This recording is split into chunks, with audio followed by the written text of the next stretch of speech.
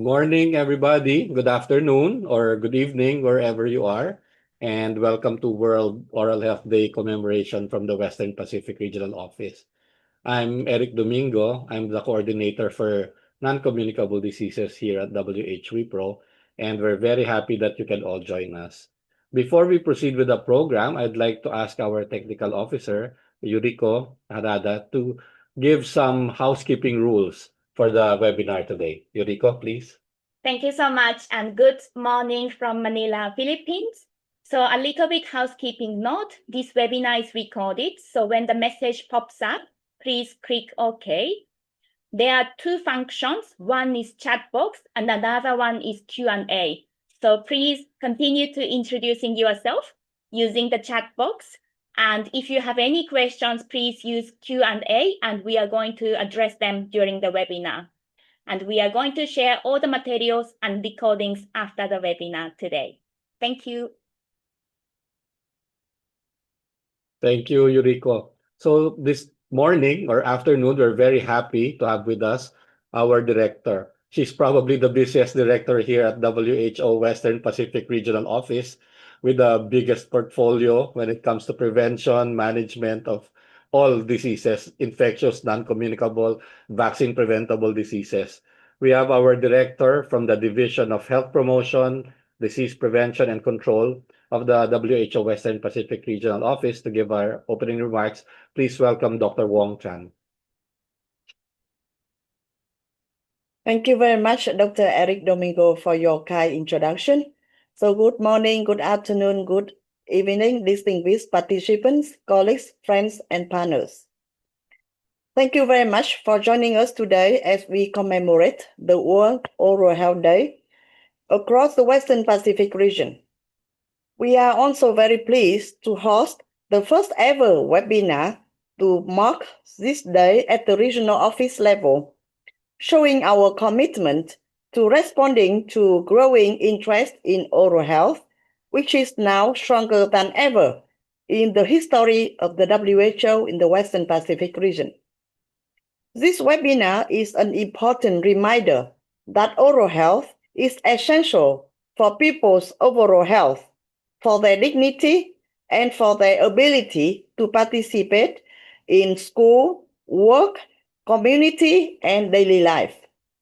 Today's webinar also offers us an opportunity to reflect on the challenges the region faces, the progress we have made, and importantly, the collective actions needed to accelerate in oral health strategies and activities. All of this will help us to achieve the universal health coverage that includes oral health by 2030. As many of you know, oral health remains among the most common non-communicable diseases in the Western Pacific. They affect 960 million people, disproportionately impacting the vulnerable and disadvantaged populations. Despite being largely preventable, these conditions continue to cause pain, limit daily functioning, and contribute to broader social and economic inequities. The economic cost of oral diseases in our region is significant, and yet access to essential oral health care service remains extremely limited. Last year, the member states in the Western Pacific region took an important step forward. At the 76th Regional Committee meeting, the countries endorsed the Western Pacific region implementation of the Global Strategy and Action Plan on Oral Health. This is the first ever global regional implementation plan, and WHO welcomes this strong political commitment to integrate essential oral health services into primary health care as part of National Universal Health Benefit Package. We are now at the pivotal point with the clear mandate to move forward concrete action in countries in our region. During today's webinar, we will hear about the regional implementation plan as well as countries and partners' experiences that are already making progress. We hope this gives us an opportunity to learn from each other and to lead to a new opportunities for better collaboration. Thank you once again for your participation, and I look forward to an insightful and productive discussion. Before that, I would like to invite all of you to watch the video message from our Regional Director, Dr. Saya Piukala, delivered to celebrate the World Oral Health Day. Thank you.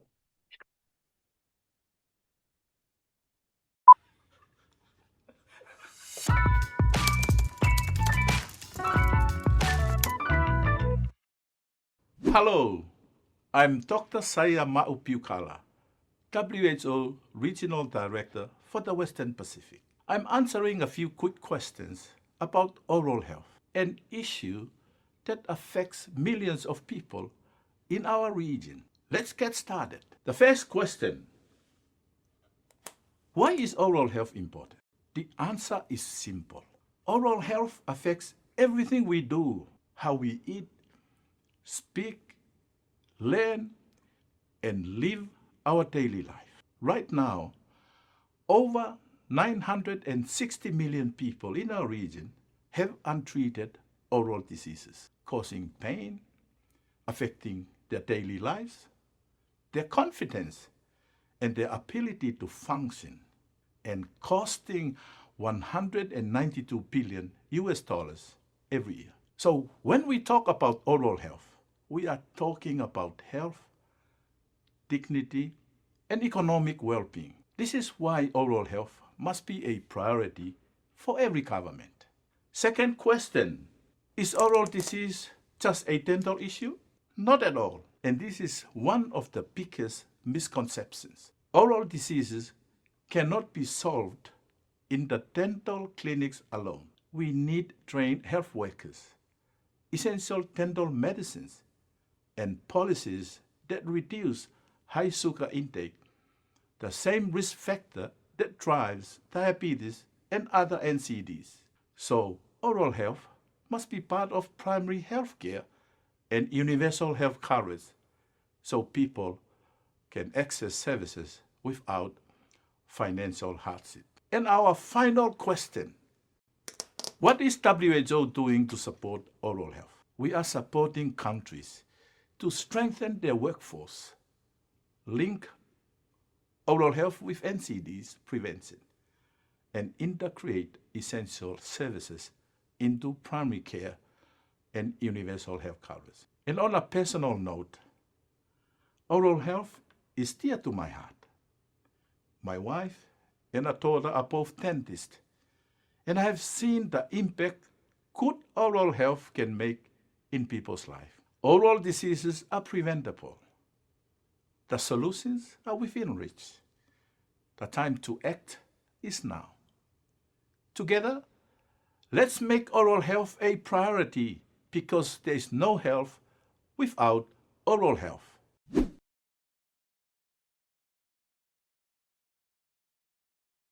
Thank you, RD, and thank you, Dr. Wong. I think some of you were not able to hear the sound of the video, so we will be sharing the link. It will be on the website of the WHO WIPRO for the next week to celebrate World Oral Health Day, and we will be sending you the link so you can download it and watch it. So at this point, we'd just like to go through the objectives of our webinar this morning. Next slide, please. We will start with a presentation of the Western Pacific Regional Implementation Plan for Oral Health. We will just go through that very quickly. This was recently approved by all the member states at the RCM in October, and we will go and gloss over that. We will then have, highlight some of the fantastic and wonderful stories that we have from countries in the Western Pacific region, share some of the success stories and the good things that are happening around the region. After that, we will have a short discussion with our partners, non-state actors, universities, funding mechanisms, dentist associations, and have a short talk on what we can all do, no, to help implement the oral health plan. And hopefully, at the end of this session, many of you who are attending will be able to explore opportunities to strengthen oral health within the UHC. benefit packages. Next slide, please. So this is the short agenda. As I said, we have the plan, some sharing, short discussion, and then we will conclude at 11:30. So at this point, I would like to ask our technical officer for oral health, Dr. Yuriko Harada, to give us an overview of the regional implementation plan. Yuriko? Good. Thank you so much, Dr. Eric, and good morning once again. My name is Yuriko Harada, working for Oral Health here at the Regional Office for Western Pacific. And we are very happy to see more than 100 people joining the webinar today, and I am going to talk about a regional implementation plan for a global strategy and oral action plan on oral health. And I am proud to say this is the first ever regional plan on oral health, and I'm going through the document with you. The most important information that we'd like to share is, as we already heard, oral diseases are part of non-communicable diseases family. And within this NCD category, oral diseases are the most common NCDs, affecting 960 million people. That is 43% of the population in the region, affecting across the life course. However, there is a significant gap in terms of the access and policy investment. Only 3% of the population in the region has access to essential oral health care. And when we look at the government policy, only half of the countries in the region has a national oral health policy. To address this burden, we are observing quite exciting momentum on oral health at the global and at the regional level. It started with the adoption of Global Strategy and Action Plan on Oral Health in 2023 at the World Health Assembly, with the vision of achieving universal health coverage for oral health by 2030. Here at the Western Pacific region, we are translating this momentum into a regional document called Regional Implementation Plan, as well as a resolution on oral health, discussed and adopted at the Regional Committee meeting in Fiji last year. So this is an overview of the Regional Implementation Plan. There are 2 targets that I am going to explain later. And to be able to achieve this target by 2030, there are 5 acceleration projects, Project A to Project E, and so that we can achieve these 2 regional targets. So there are 2 targets, as I mentioned, and the first target is to increase the access to essential oral health care from 3% to 50% in the region. Another target is to reduce the oral disease burden from 40% to 30% by 2030. We only have 4 more years to achieve this target. So, as I mentioned, there are 5 acceleration projects, Project A to E, that is our priority in our region. Project A is related to workforce, health workforce. It means that we need to work, of course, within the community of oral health workforce, dentists, dental therapists, dental hygienists, but we need to work beyond oral health sectors.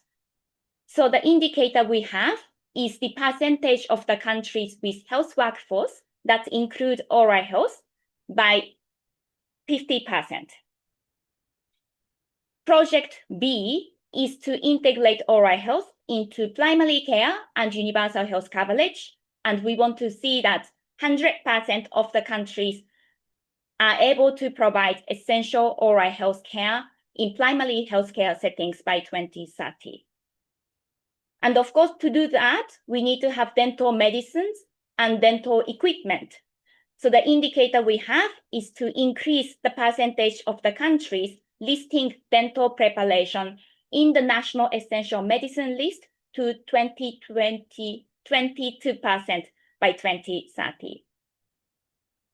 Project C is include oral health in healthy settings initiative, meaning that at the school settings, at the workforce settings, at the aging care facilities. So the indicator is the percentage of the country have a guidance related to fluoride delivery by 75%. The project D is to address oral diseases as part of non-communicable disease agenda. And of course, our main risk factor is sugar. So the indicator we have is to increase the percentage of the country has a policies to reduce sugar intake to 37%. And the last project is to develop a national oral health policy, but also to have a team on oral health at the Ministry of Health in the countries. So we are very happy today that we are going to launch the regional dashboard on oral health. What you can see is you can see the two regional targets that I just explained. So you can see the baseline and the target. You can also see the regional acceleration project, baseline and target, some of the key actions that country need to take. If we take another example, you can also see the baseline and target, but you can also see some of the country experience, which are already making progress. In addition to that, this dashboard has country profile, so you can select the country that you are coming from. If we take a look at Malaysia, we can see the current oral disease burden. And this is the same for Mongolia. You can see where we are in terms of the access to oral health services.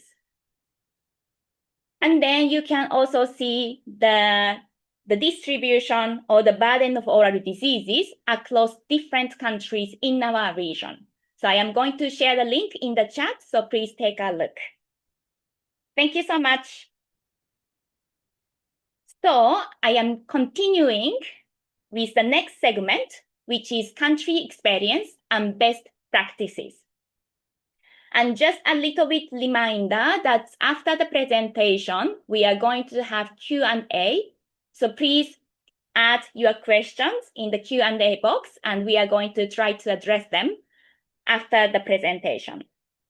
So today, we have three presenters from Cambodia, Solomon Island, and Malaysia. And I am delighted to invite Dr. Mana Se, Technical Officer, Oral Health Bureau, Department of Preventive Medicine, and Ministry of Health Cambodia to start the country experience. And for all the presentation today, you will see the linkage with the regional implementation plan that I just explained. And for Dr. Mana, she's going to focus on development of the national oral health policy and how it is implemented in the country, focusing on primary health care as well as the delivery of essential dental medicine. Over to you, Dr. Mana. Hello, good morning from Cambodia. So this is my great honors and pleasure to be invited as a panelist to be able to participate in this World Oral Health Commemoration Days. And I would like to take this opportunity to share with you a little bit about the National Oral Health Action Plan development and implementations. Please next. So actually, Cambodia is one of the first countries in the region who has already established our National Oral Health Action Plan. And we have been adopt our action plan from the Global Oral Health Action Plan. And we also set it aligned with our National Strategic Plan for non-communicable disease as well. And there are actually 6 strategic objectives which we already have been established in our action plans. And based on our experience, we believe that the strengthening of internal core teams in MOH, especially with the dedicated staff, is very crucial to enhance healthcare system performance and also the oral health governance as well. Next, please. So when we talk about oral health action plan development, we never forget about have a look at our situation in our country. So what we need to do is a country situations and need analysis. So that means we need to focus on oral health status of our population. So what are the diseases that cause the burden in our countries? And we also need to identify who are classified in our high-risk group, whether it's gonna be in a children's or older people or any specific kind of group of people which we want to focus on. And also we need to understand the risk factor. So what are the risk factors that actually happen in our country, whether it's caused by not really aware of how to do oral hygiene, or because of high sugar consumptions or alcohol consumptions, or can be because of tobacco use. And also we need to have a look at our protective factor as well. This is one of the very important factor, because we need to understand and know, is there any whether fluoride toothpaste is available in our country or not, whether any regulation to regulate the optimal use of fluorides in our country, and whether our water is fluoridated or not. These are count as protective factors. And also the accessibility to oral service. And so which means that we need to take consideration into our oral health infrastructure, whether we have the oral health facility or available workforce to perform the work, and also the affordability of our oral health service. And also we need to check out our existing policy as well, and also any program that already exists to support. So that means whether our country have any oral health benefit schemes or preventive intervention programs which already implemented to combat the oral disease. Next, please. And then it's about stakeholder. So when we understand our country situations, we need to gather stakeholder. That means we need to identify our stakeholder, who are the possible stakeholders, and early engagement, especially at the start of action plan development, is very crucial as well. And that means we need a full discussion with our stakeholder with clear direction, purpose, and role. So who could be the possible stakeholder? It can be the government's authority, like Ministry of Health, Ministry of Academics, Ministry of Education, or our local authority at the national or subnational level. It can be our oral health workforce, it can be dentists and nurse, or school or academic institutions, or it can be the NGO or international agency. Because stakeholder engagement provides support, coordination, and sustainability of our action plans. Next, please. And then after we gather our stakeholders, then we can come up with a clear goals. So we need to set a clear goal, but the goal is based on our country priority, whether we want to reduce the amount, the prevalence of dental caries among children, and we also to set the prioritize which prioritize population as well, our population as well, who are classified as high-risk group, whether we want to focus on children, elderly, or low-income families. So then we can try to come up with objective. So our strategic objective is mainly designed to address the situation that happened in our country and the needs in the country. And also it's have to align our national policy into the international policy as well. So I might suggest what are the objective, strategic objective that we may focus on. It can be oral health promotion and awareness, or it can be implemented at or primary healthcare center or school program or media campaigns, or it also integration into primary healthcare, like fluoride vanish program or fissure sealant, fissure protections. Yes, or it's about the improve of service delivery or early detection of cancers. And also we can integrate it into the general health service as well as policy as well. Next, please. So here's here.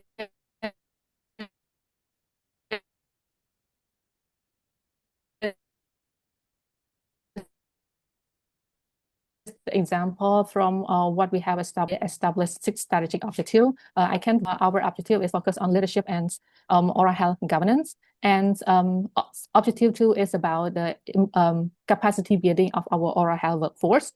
And third and fourth, it's about the improved universal access to care for children in a community, and also it's in school environments. And our objective 5 is about improved care pathway for elderly peoples. And 6 is about early diagnosis of cancer, early detection of oral cancers.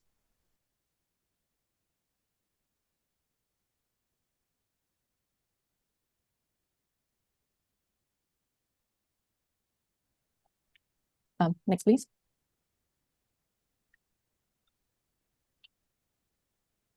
I think back one more.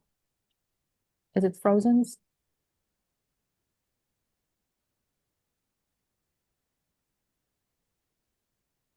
Sorry. Yes. That's it. That's the slide. Yes. And then we need to talk about our resource ability. So whether our financial resource, we need to check our financial resource. So whether how is the budget is allocated, and also human resource as well, whether we have enough human resource to perform the work, whether they are skilled enough to do the work or not, and also infrastructure, equipment, material. So imagine if we want to do the floor evaluation, it's already include inside the essential medical list, so which means that it's available in our central medical stocks, whether instrument is available or not.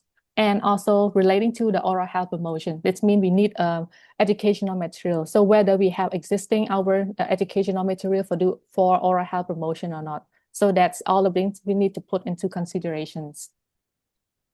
Next, please.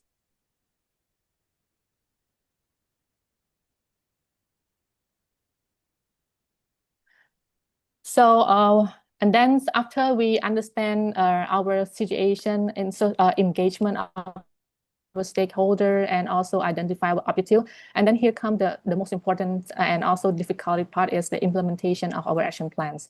So stakeholder play it's a major role in the implementation stage. So that means we need to build a network relationship with our local stakeholders, and also defines the responsibility and role of our stakeholder, who will be the direct implementers, and also provide them with a clear operational steps.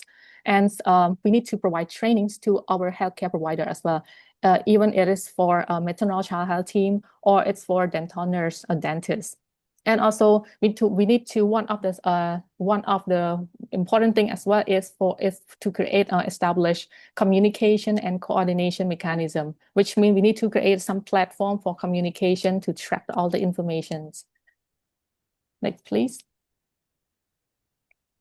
So here is the example of how we structure our oral health governance. So Cambodia established an oral health governance at the subnational level, which means we assign a focal point of contact, which is in provincial health departments, which control any activity that happens in the provincial levels.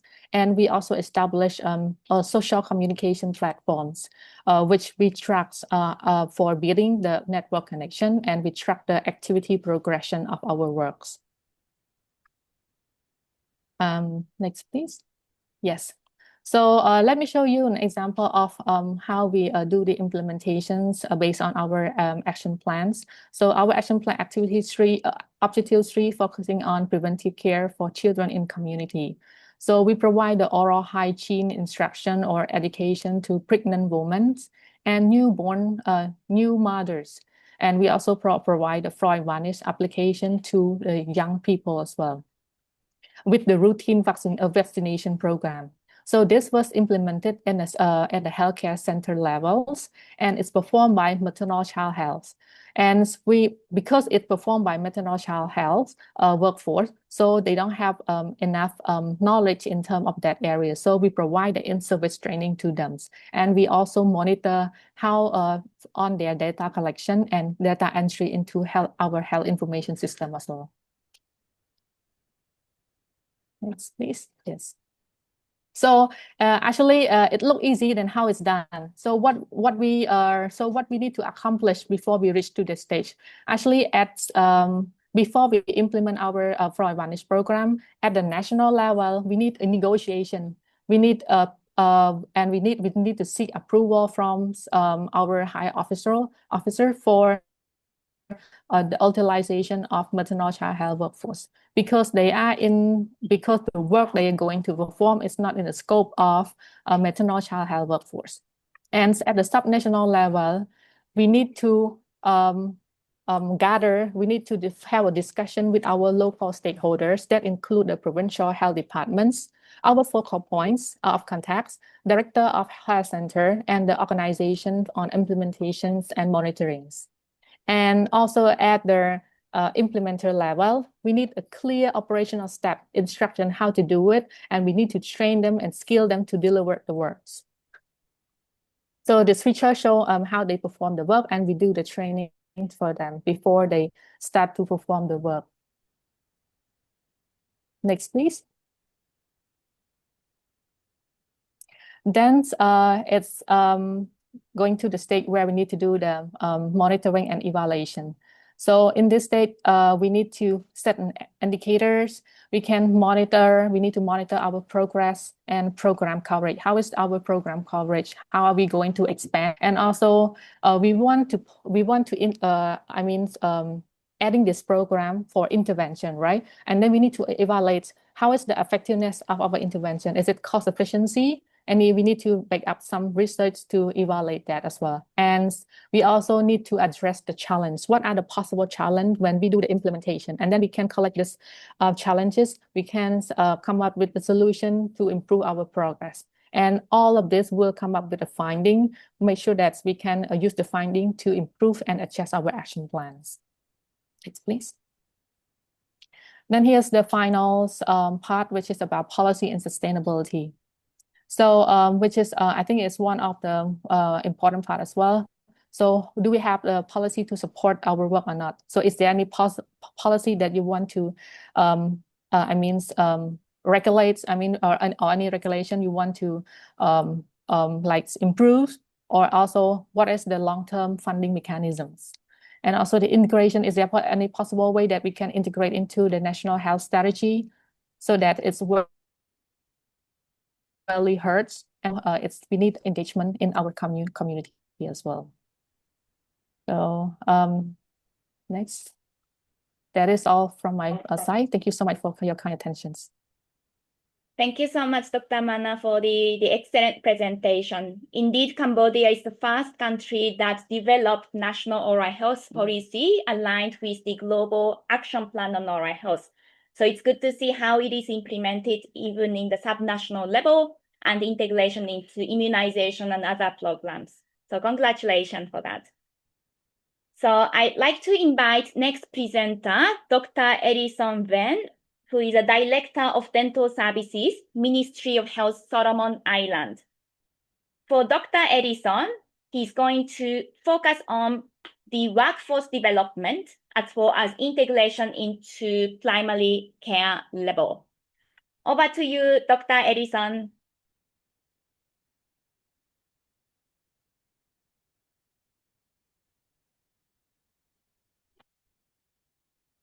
Thank you, Please, yes.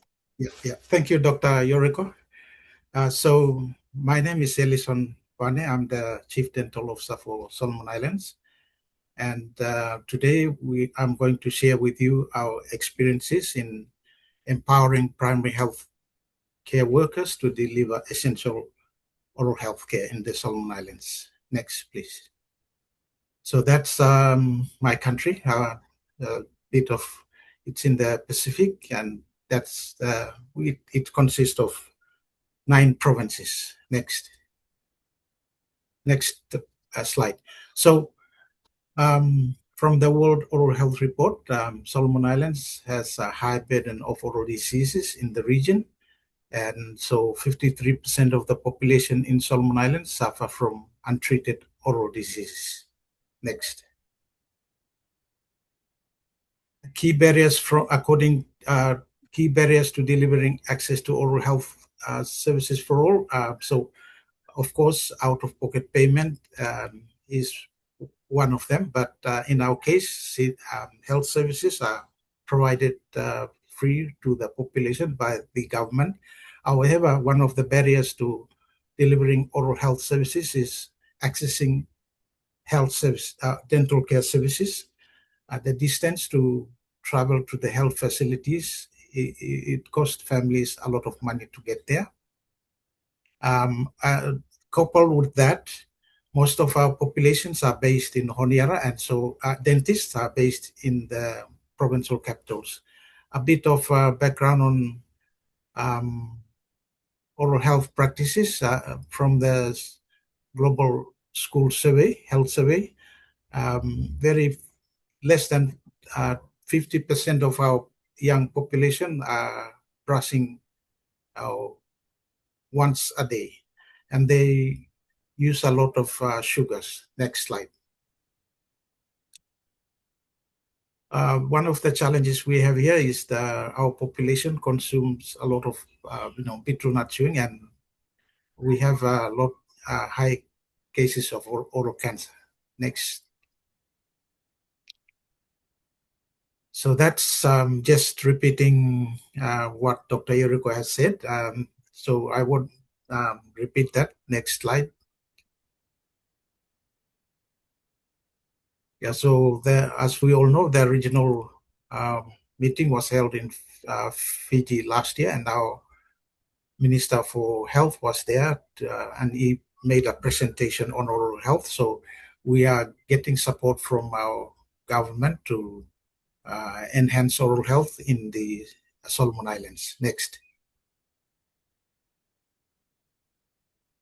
Yes, I think that's that just looks at the dentists. We don't have much dentists. That's why we are looking at training the primary health care workers to help us deliver essential oral health care, integrating it with the general health. And if we want to do essential coverage, we need to empower the primary health cares to deliver essential health care. Next. So Dr. Yoriko came over to the Solomon Islands, and we did the pilot training to train primary healthcare workers to deliver priority essential oral health care to the people in Solomon Islands. So we started with 8 nurses within the national capital in Honiara to start off the training, and then assess how we go with the program. Next. So the aim of the training was focused on oral examination, oral hygiene counseling, fluoride varnish applications, silver diamond fluoride use for caries, arrest, fissure sealants, and restorative care using glass ionomer cement. All designed for delivery in primary healthcare settings without sophisticated equipment. So we thought that this is a good training for us in view of the fact that we have very limited oral health facilities across the country, and also we have few dental personnel to provide that services. So this is something we think that we must build on, and we must take on board and incorporate it into our current role delineation policy by equipping primary health. Yeah, so we brought in, sorry, you can move to the next slide. So we brought in, to start off the program or the training package, we brought in 8 nurses from identified health centers within the Honiara city, and we started off with the first day was for trainers, for the dental personnel only, and then the next 2 days we train.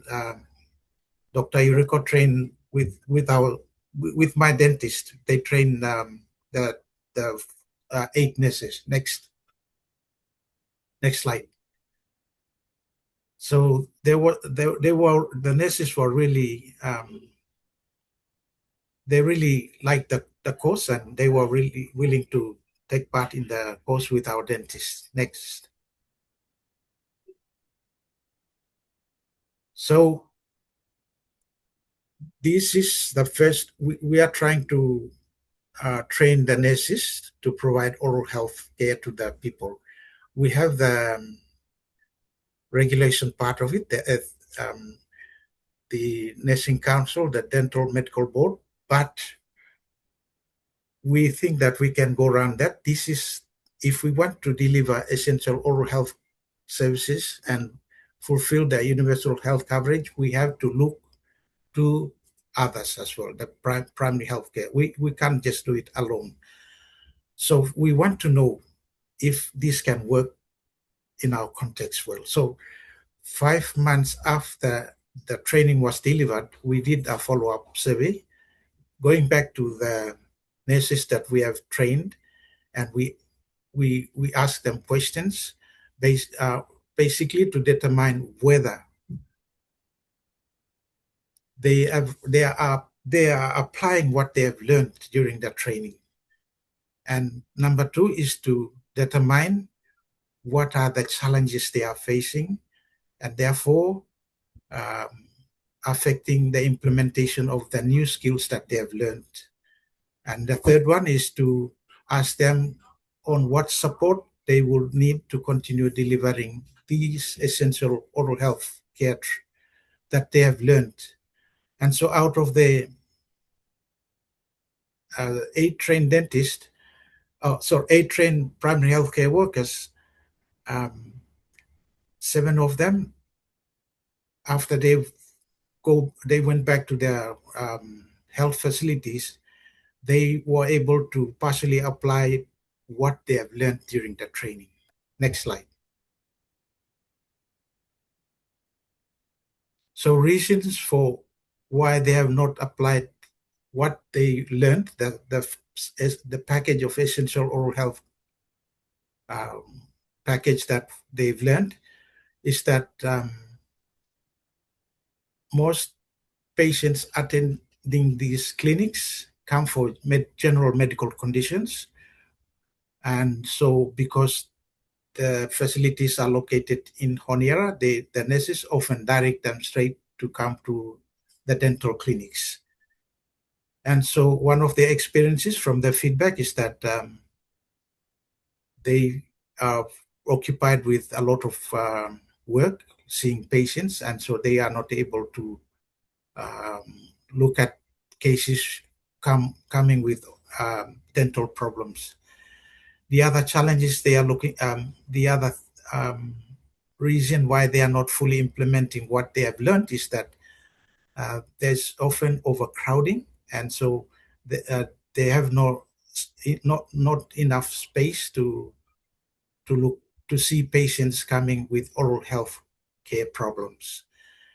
And the other one is limited availability of equipment and supplies. So since this is our trial training, we are yet to provide the nurses with necessary materials and equipment. So obviously there's, so that restricts them to only providing counseling and preventive messages only. Next slide. Capacity to deliver essential oral health care. So we ask them whether they think that they are now, the training what equip them with and are capable to deliver essential oral health care within their workplace.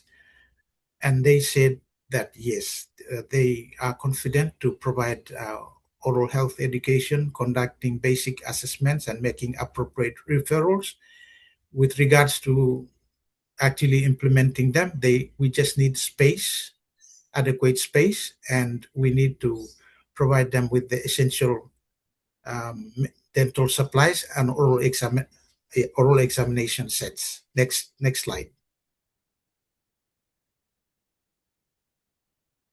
Yeah, I think these are the I've touched on that a bit, but these are the main challenges. So because this is what we want to know so that we can address them, and then going forward, when we roll them out to the rural areas, we already know what are the challenges, so that we don't just train them without identifying what the initial problems are. So the first one is space and overcrowding, which I've mentioned already.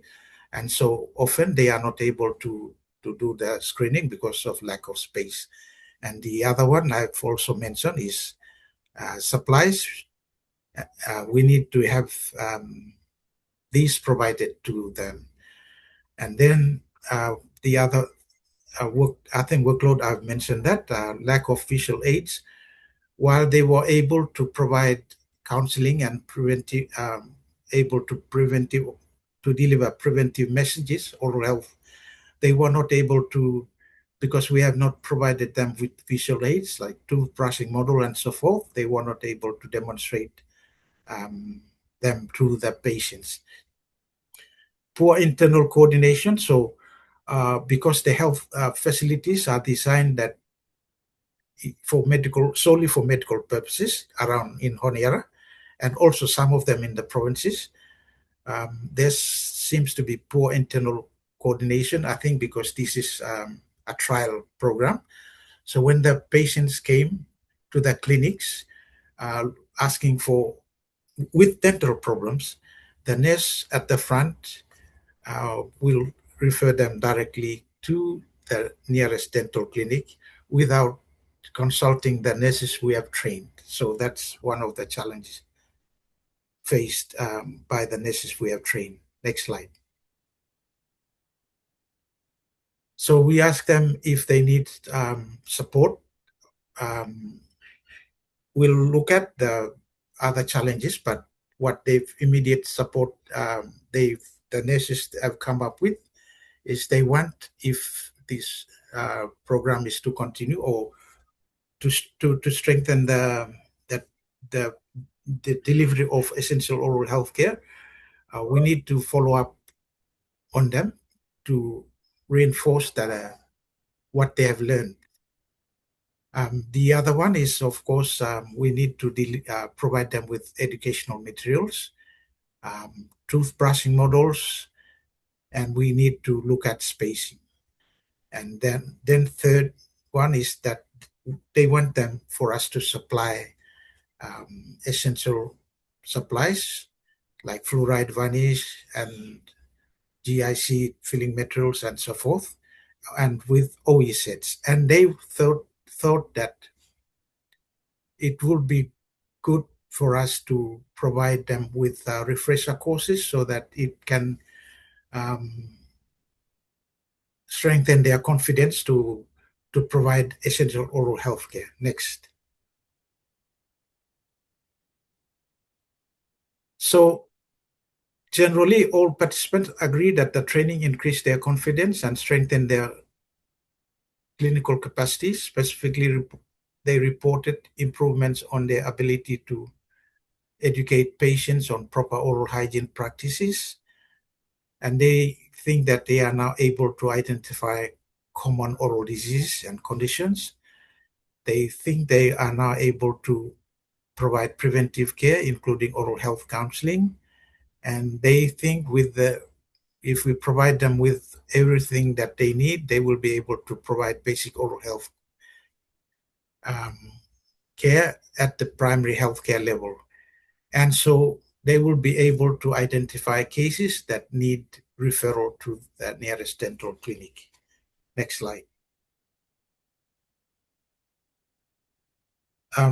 So that's, I didn't put in what are we going to do next, but I'll just read it out from here. So what is next for us after that training and 5 months after we have reviewed that, after going back to the nurses and primary healthcare workers and ask them these questions as part of assessing it. So the first one we are going forward is addressing these challenges where we have identified, so that if we roll it out to other provinces, we have already taken actions to correct or to address the challenges we have identified. The next major thing that we want to do now is to incorporate the essential oral health care package that we have trialed into our existing role delineation policy. Our role delineation policy defines the different health service packages in each level of the healthcare system in Solomon Islands, from the referral hospital down to the nursing aid posts. So it will, in the policy, it will clearly identify what services should be available at each facility. So we want to incorporate this into that policy so that it becomes, the government can be committed to making it happen. With the current service package, it only identifies the facilities that health services should be provided from, and also the personnel. It only talks about the dental personnel. We want to incorporate that in the policy, the type of service providers, in which we want to include the primary healthcare workers to provide essential oral health care. We think that in that way, it provides a holistic approach to providing health services, and it becomes the government's policy, and therefore it has to implement it, rather than dental services alone trying to drive it from where we were. It has to be the role of the Ministry of Health. The next, Thank you. yeah, we have to please wrap up. We have to move on to the next speaker. Okay. All right. Okay. Then, okay. Thank you. So we will move to the next speaker now. Thank you very much. Thank you so much for your presentation, Dr. Edison. Yes, it was really good that you highlighted our first time that we pilot tested our training package for nurses and midwives, and it was great to see the interest from both dentists and both nurses side. So the challenges that you highlighted are all well captured, and we continue our journey to ensure the regulation and essential material and the follow-up mechanism. So with this, let's move to our final speaker, Dr. Fazia Ahmed, who is the Deputy Director General of Health, and specifically for oral health from Ministry of Health, Malaysia. So for Dr. Fazia, she's going to capture a bit overall what Malaysia is doing in terms of oral health, but also she's going to showcase the leadership that Malaysia has been taking at the regional and even the global level to elevate oral diseases as part of the NCD priority. So over to you, Dr. Fazia. Thank you, Dr. Yuriko. Very good morning, everyone. It's an honor to be part of this webinar. So today, I look forward to sharing the Malaysian perspective on how leadership and a robust primary healthcare approach are essential for achieving universal health coverage. Okay, our approach is fully aligned with the Global Oral Health Action Plan through Malaysia's National Roadmap 2024 to 2030, which integrate oral health into general well-being by focusing on 6 strategic objectives, 3 key priorities for each. We have created a unified framework to deliver better healthcare and improve quality of life of Malaysia. As what you can see here, this is our National Oral Health Policy, which has been in place since 2022. It's aligned with GoHub and also in line with Agenda 3.8 SDG and World Oral Health Global Oral Health Strategy. It's emphasized on universal health coverage to integrate oral health with general health in collective effort to address non-communicable disease. Next, please. Yeah, Malaysia is actively working toward achieving universal health coverage. focusing on equitable access to quality healthcare services at all citizens. Next, please. Next slide, please. Okay, this is our current outcome, demonstrated significant progress with accessibility and public awareness both shows improvement as social media become a key driven for health literacy. So these figures validate our strategic interventions effectively strengthen the oral healthcare landscape across Malaysia. Next slide, please.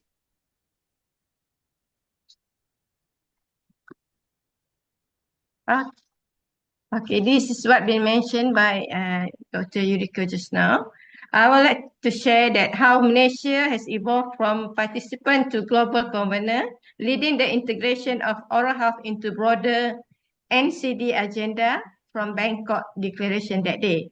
So we hosting two key side events.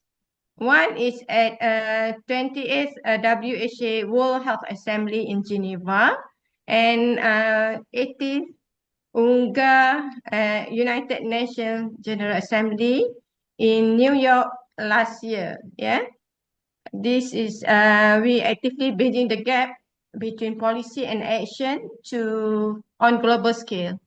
Next, please.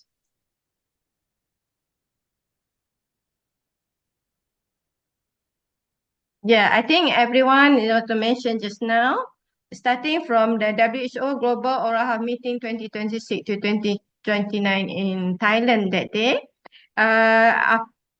through the high-level executive representation and the historic endorsement of the Bangkok Declaration, I have to congratulate Thailand for this hosting this event. So Malaysia has fully synchronized its national framework with the WHO Global Action Plan for HUB 2023 to 2020, where our approach is anchored by comprehensive national oral health policy and pioneering our sugar reduction plan, both on which embed dental care directly into the broader universal health coverage and NCD management agenda. So next.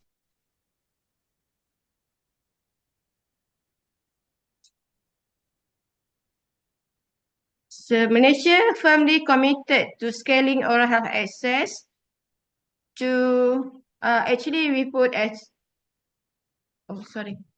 this is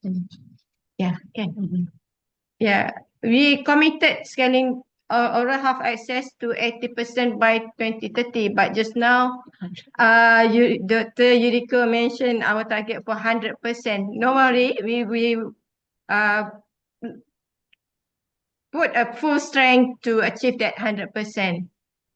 We are achieving this by strengthening equitable primary healthcare through school clinic and cross-sectional partnership, while simultaneously tackling root cause via our strategic sugar reduction plan.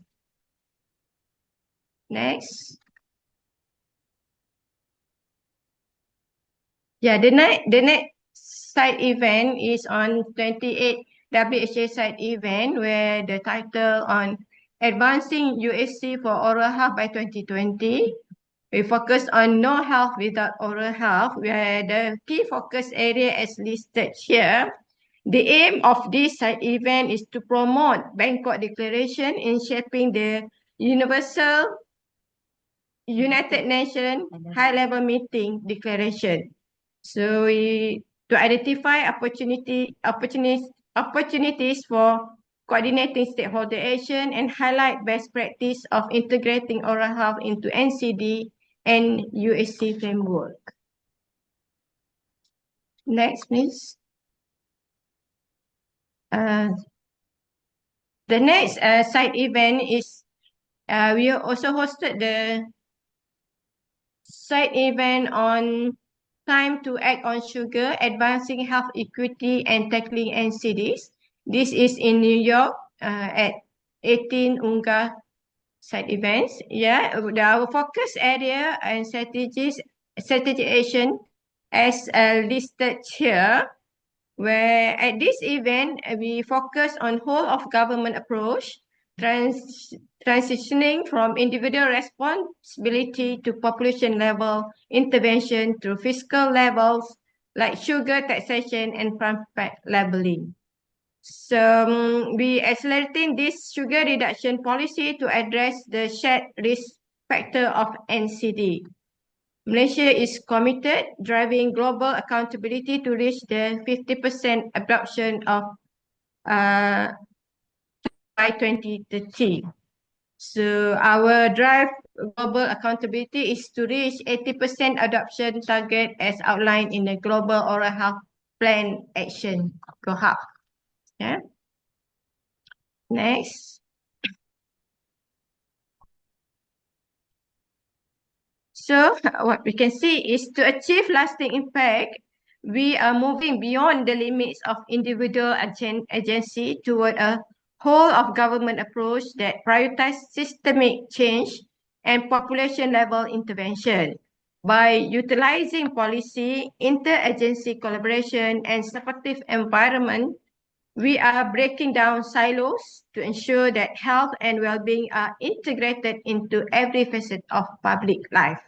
So this strategic shift not only drives cost efficiency, but also foster a sustainable environment where healthy choices are the default for every citizen. Next slide, please.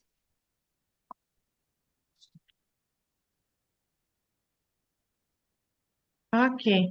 Malaysia is translating global policy into decisive local action by declaring a war on sugar, utilizing fiscal measures like the increased sugar tax and healthy choice campaign to transform the food landscape.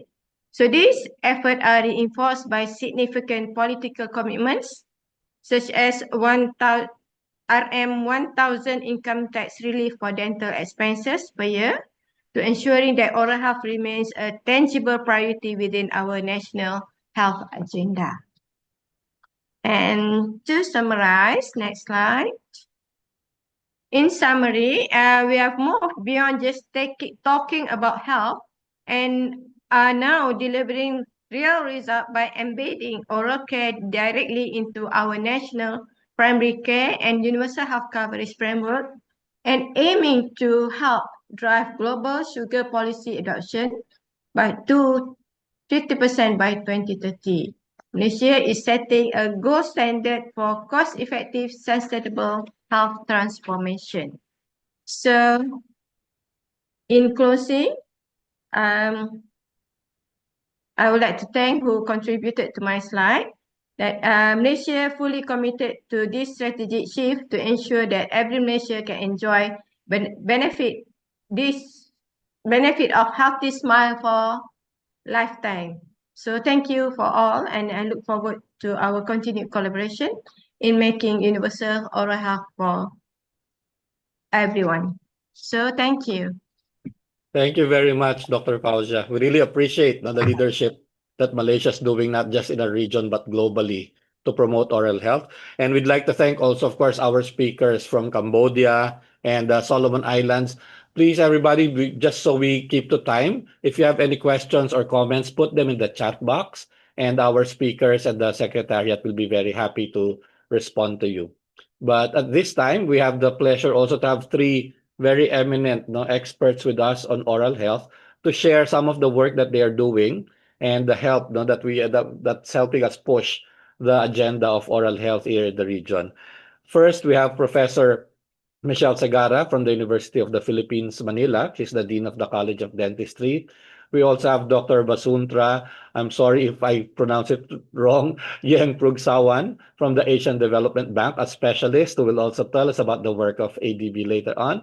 And Professor Hiroshi Ogawa is the head of the Secretariat of the Asian Chief Dental Officers Meeting to also share some of the work that they are doing, very, very active group.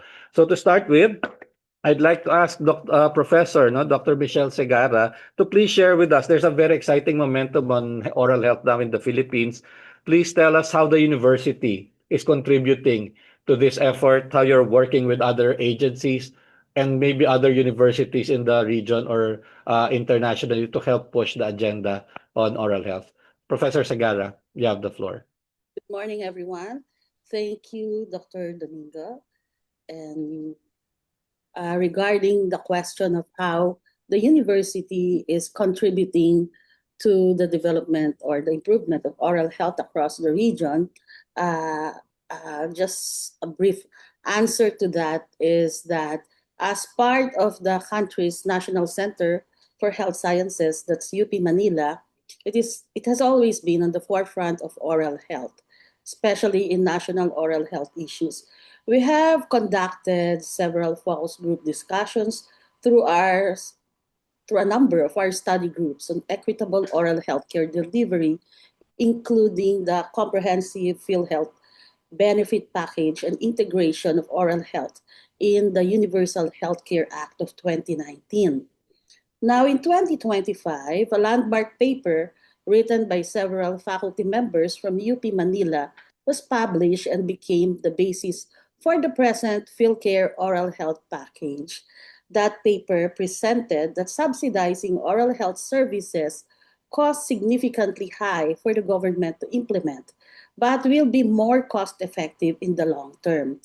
Right now, we are working on the recommendation of those researchers for a progressive rollout as it will be more financially feasible, uh, commercially feasible in the current situation, under the current situation. And because of that paper, free primary oral health care services are now offered in government dental clinics and accredited dental clinics, which includes mouth examination, dental prophylaxis, tooth cleaning, fluoride varnish application, Pitt and Fisher sealants, class 5s for root caries lesion. And this is through the programs of field health called Consulta and Yakap. Yeah, thank you, Professor Sagaran. A great example of the academe, no, helping turn evidence into practice and actually serving the people. And now I'd like to go to Dr. Basuntara. When they see ADB, of course, we see money, no, and funding and support. Can you tell us a little more about the ongoing work of ADB on NCDs and oral health in particular? And some of the audience listening to us are like chief dental officers. In case a chief dental officer would like to propose a project, for example, on oral health at ABB, maybe you can give us some tips on how we can approach ADB. Professor Basantara, Dr. Basantara, please. Thank you very much. And it's really great opportunity to actually be part of the World Oral Health Day. From the ADB part, the health support is actually part of our overarching Human and Social Development Office. So in a way, this is not a vertical program, but we are supporting oral health as part of non-communicable diseases and management. And this is from the early interventions, detections, all the way to addressing risk factors. From the ADB, we also wanted to mention that to support our developing member countries, we are supporting through technical assistance, but also to really support through the overarching universal health coverage program, and that's through three ways in terms of service delivery and including the essential services, including oral health, but also to strengthen workforce as well to ensure that primary health care and community health workers are aware and be able to monitor and also referral to higher level as needed. The third one we also want to mention is that we highlight oral health as part of multi-sector initiative, and this is just beyond the health sector as well in terms of promotion of oral hygiene and also a promotion at school level, and also the importance of hygiene and water sanitations, and also the to actually promote this oral health. So for us, I just want to highlight that this is not a standalone initiative for oral health, but well integrated in NCDs and primary health care and health system strengthening. Thank you very much, Dr. Basantara. That's exactly how we're also working here at the WHO. NCDs, oral health is part of it, and we do work with health systems, and we agree. You have to fix everything, and you cannot just choose one little thing. At this point, we have Professor Hiroshi Ogawa with us. Very happy to have you, Hiroshi. Professor Ogawa is the head of the Asian Chief Dental Officers meeting, which is a very vibrant group here in the Western Pacific region. And I'd like to ask Professor Ogawa to please tell us a little more about the history, the structure and the functions of the ADCOM, and how you are working to support oral health in our region. Thank you very much, Dr. Domingo. I'm Hiroshi Ogawa from Japan and I'm Secretary for ACDOM. So I'm sure you are now looking my PowerPoint. So this is the details of the ACDOM. So the ACDOM, which is ASEAN Chief Dental Officer meetings, we are gathering annually to discuss these topics. But particularly, we are very much in line with WHO oral health strategies. So that's why our discussion always focusing on how we can improve, our national, regional, and even the global oral health action plan. And you can see this ACDOM, we are starting more than 15 years histories.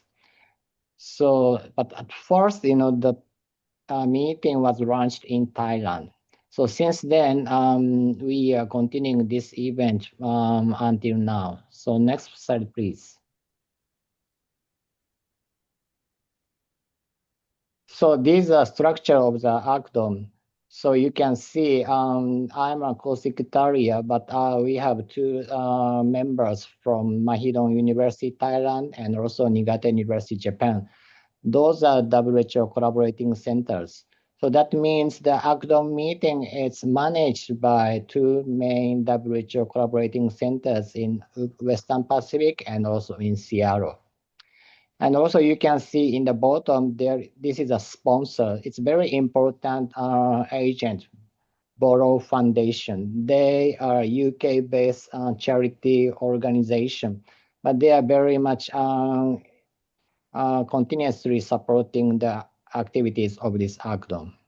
Next, please. So last year, we had a meeting in Indonesia. So you can see these are details of the meetings. Every year, we have some local organizing committees. So that means last year, our Indonesian Association of Dental Public Health and Preventive Dentistry, they are local hosts. Next, please. And these are list of the participants. Usually we have around 20 countries. They are sending the chief dental officers or representatives from the countries. And also you can see lots of WHO colleagues also attending. So that means it's a very good opportunity to exchange information from the country to WHO and also from WHO to countries. Next, please. So you can see this picture, how we are gathering and lots of colleagues, including Dr. Mana from Cambodia and also Dr. Han from Malaysia. Next, please. So this year, we are planning to have this ACDOM in Malaysia. So then we are proposing the title, which is a collaboration on piloting the oral health SPDA module in ASEAN countries. Thank you very much, and over to you. Thank you very much, Professor Hiroshi. We do have some questions here that have been sent in for Professor Dr. Segara. How does the university work now in advancing the workforce development beyond the beyond the dentists? Is there anything that the university is doing to help expand the workforce for oral health?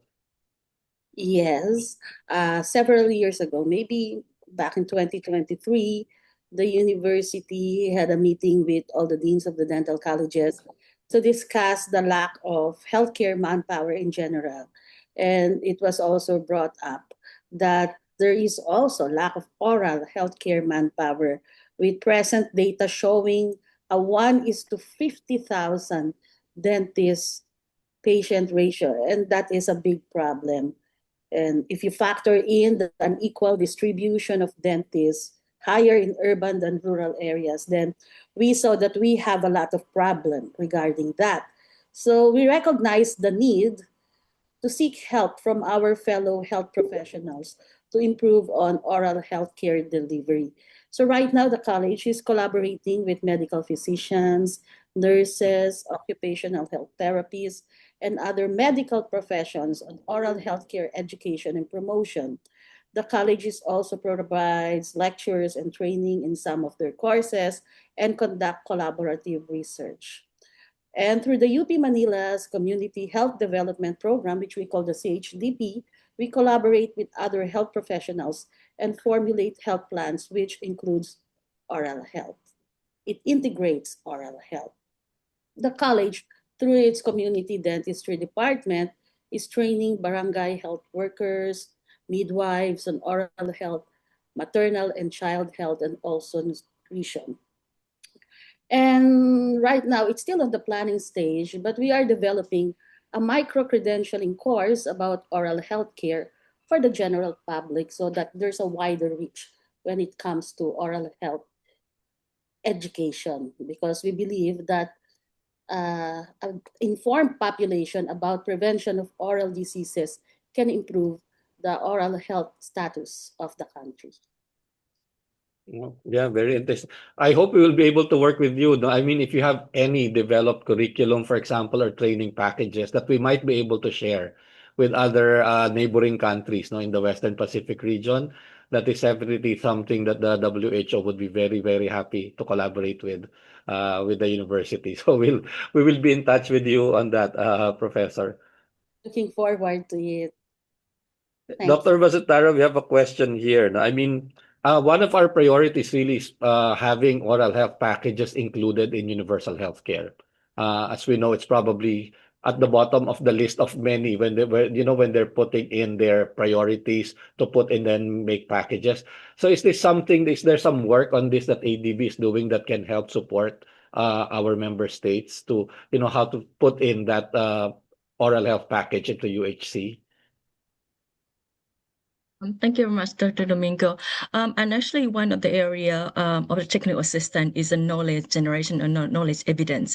And as you know, doing the universal health coverage benefit packages actually depends also on, what are the numbers that we can put in for financial protection, but also the cost-effective health dental services to be included as part of the national insurance and plan. So for us, our work is still at the regional level at the moment, but we also take lesson learned for the countries that already have the package in, and we do the cost benefit analysis to see what are the natural progress to be able to make that recommendation to the countries. One of the things that we also need to make sure is that how to put the oral health in the high agenda for the countries. And one of the things we do is we also support knowledge generation. For example, in the life course, oral health is important. The information such as important having 20 remaining teeth, for example, in older adults in quality of life, all the way to the link for CDVD and oral health, for NCDs and other comorbidities, as well as oral health in pregnancy and postpartum. All these issues are quite important to actually advocate, the countries, and also actually bring this into the financial protection and part of the universal health coverage. Thank you. Thank you very much. Professor Hiroshi, you saw us, I mean, we did see the list no, of the engaged chief dental officers. They're mostly on the Asian side.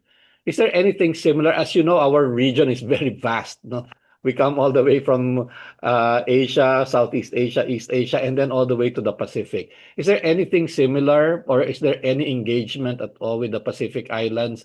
Or is this something that you can foresee in the future that maybe we can also help work with? Thank you very much. Yes, very good question. Yes. Actually, there is another association. The name is the Chief Dental Officer, Oral Health Pacific Alliance, which is OPIA. So they are mainly working for the oral health activities in the Pacific Islands. So, but at this moment, OPIA and ACDOM, we don't have a frequent collaboration. But I'm sure, it's very important to share the information and also the knowledges. So I believe, the Western Pacific Regional Office may manage, together this combination to strengthen the capacity for our health. Thank you. Yeah, I agree, Professor. No, I think it's something that we can work on. to get the two sides more aligned and more engaged. Maybe we can take this opportunity to tell us about your upcoming meeting. I'm sure the ADCOM has a meeting every year.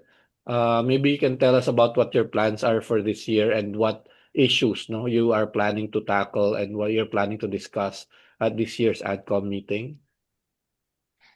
Yes, I have already highlighted, this year at ACDOM, we are more like focusing on, the service package design and implementation, which is SPDI. A bit new concept for us, but this is a very important element, how we can secure, our activities with secure funding resources. So we are planning to install this SPDI into our discussion and how this SPDI can be implemented in the countries. This is our plan at this moment. And also, we are planning to have some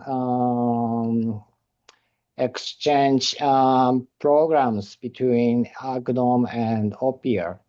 So we hope, to have some the guests from OPIA to share and exchange the information in this meeting. Thank you.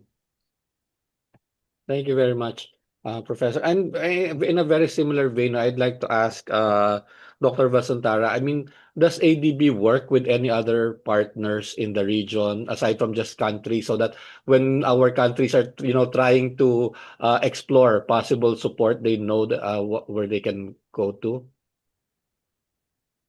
Yes, thank you. And actually, this brings back to the first part where I mentioned this is a multi-sector issues, and we also involve multi-sector stakeholders. For us, not only we work for the DMCs, development member countries, but also we work with international organization, partnership like the World Organization, civil society. But I also want to highlight two parts, which is a public-private partnership and also private sector, which are actually important sectors in the ADB collaborations. We support private sector in terms of involving in supporting different part of the development projects, but also public-private partnership, which is actually important for a number of NCDs issue. So certainly, and just one more add point, which we also working with private sector is on digital technology, and we're also exploring the role of technologies in enhancing NCD, and we're also exploring possibly the oral health, especially.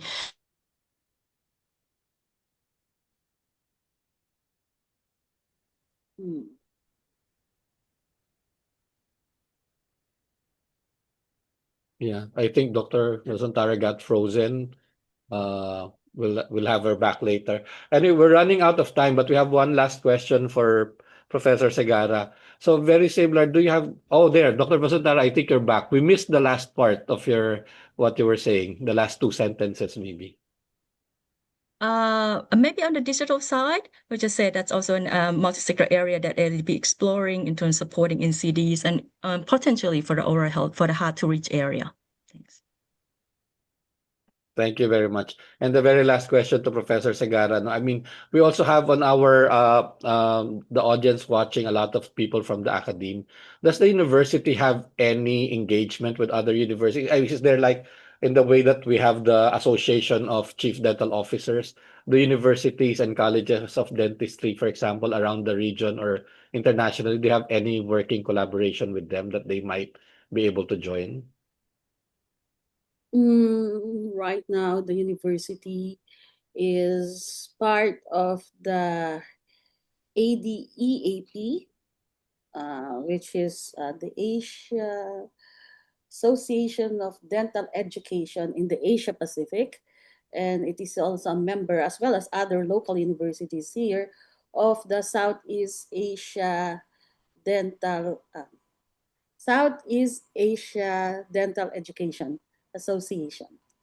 And UP, College of Dentistry, has many partnerships with many Southeast Asian universities where we do benchmarking, academic exchange for both faculty and students.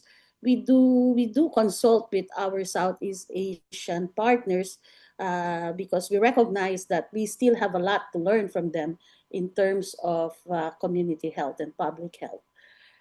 we also consult with them about community development, and we are planning to do several research works with them. We have presented our community oral health projects in several forum. The last one is with our collaboration with Niigata University and the National University of Malaysia. Thank you very much. So that's with Professor Hiroshi also in Niigata. So yeah, well, I'm really sorry we're running out of time. Everybody's so engaged, and we'd really like to thank, of course, our last three panelists, Professor Dr. Michelle Segara, Dr. Basuntra, Yeng Prugsawan from ADB, and of course, Professor Hiroshi Ogawa from the ACDOM.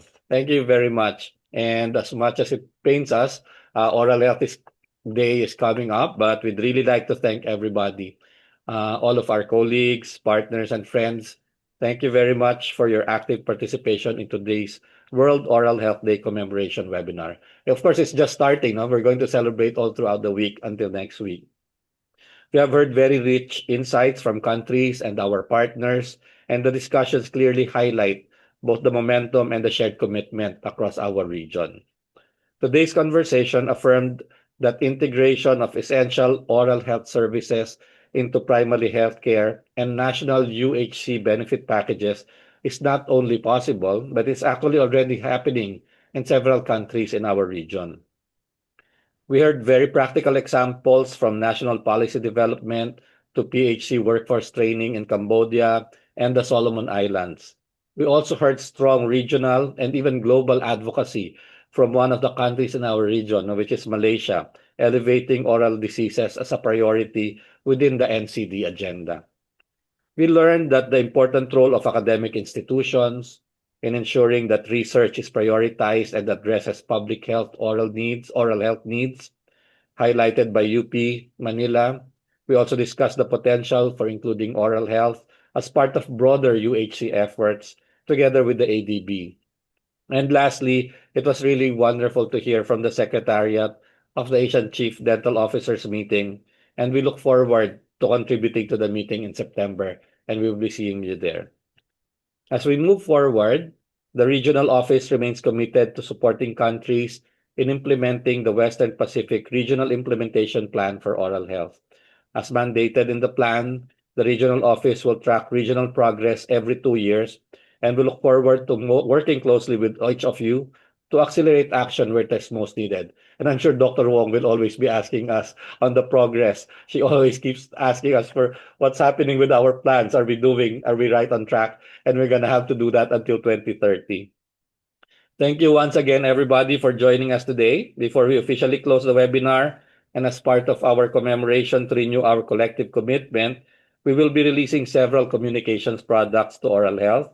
We have a statement from the regional director, which will be posted on the website. We have feature stories, an op-ed article from the RD. We have our report from the meeting. Did you show it, Yuriko, our report meeting that's going to be published? And of course, the dashboard. I think some of you are having a problem opening it. We'll just go with our IT team and check that it's available. And please keep an eye out for all of these on the social media platforms of WHO. So we will close this now, and we wish everybody a happy World Oral Health Day. Maraming salamat po. Thank you, everybody. Thank you. Thank you. Thank you. Thank you.